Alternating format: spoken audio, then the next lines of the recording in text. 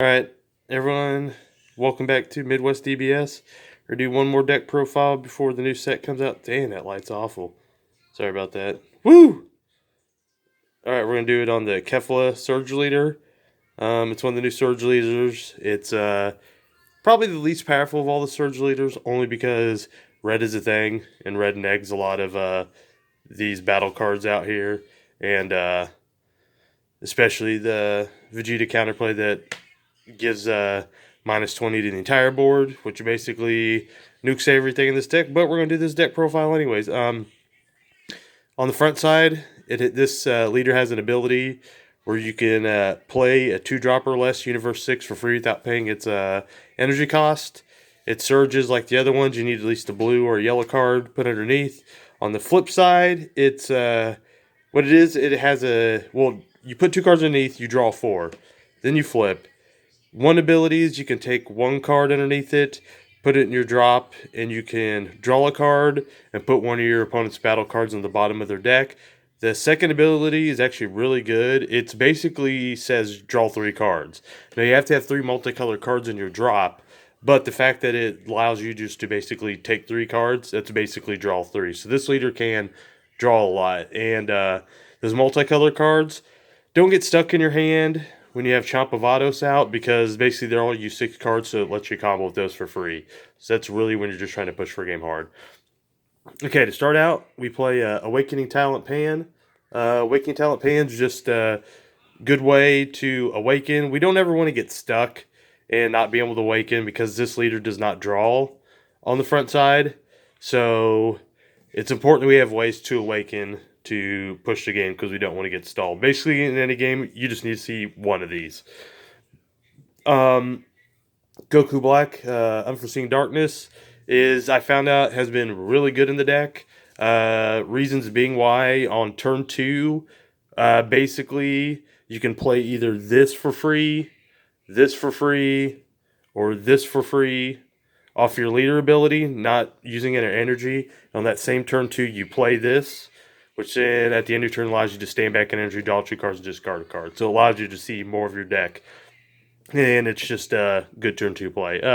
Champa, 1 double strike. I know Khalifa already has a double strike, but besides that, no other card in this deck has double strike, so we put the Champa in there to push. This card is just good. It's the 1-drop Khalifa. Lets you look at your top 5 cards and take any blue or yellow U6.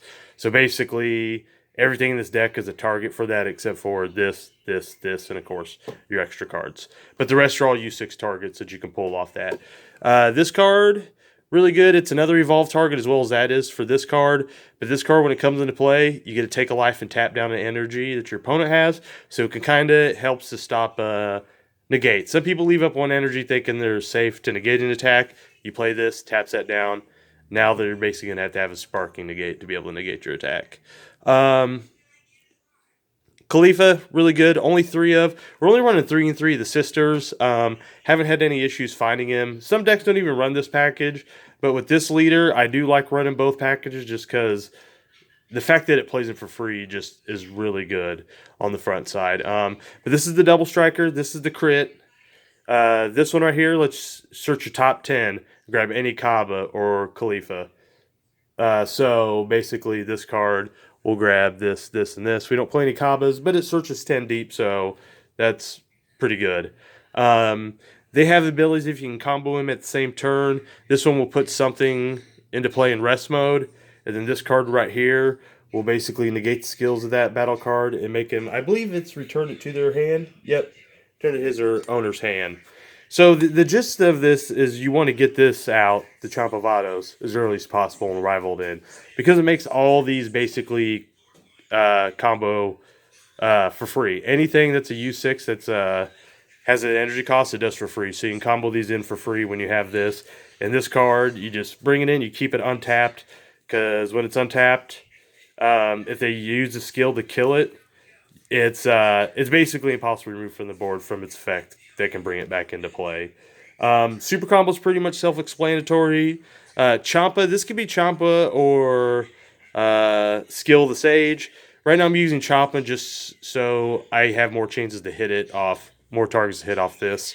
You play the hit, So basically in this deck, turn 1, you're wanting to charge a multicolor card.